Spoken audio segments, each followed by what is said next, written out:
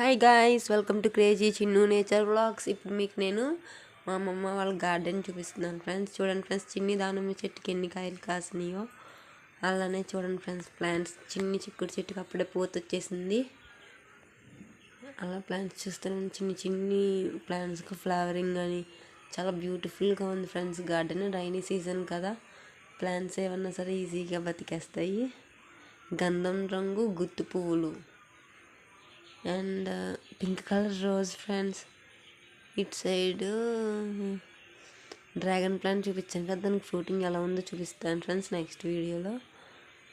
ఇంతకంటే కిందకున్నాయి. ఇది చూడండి ఫ్రెండ్స్, లైట్ పింక్ రోజ్ ఎంత క్యూట్గా ఉందో. చిన్ని ప్లాంట్ ఫ్లవరింగ్ వచ్చేసింది. దానిమ్మ ప్లాంట్స్ ఇంకా చాలానే పెట్టారు.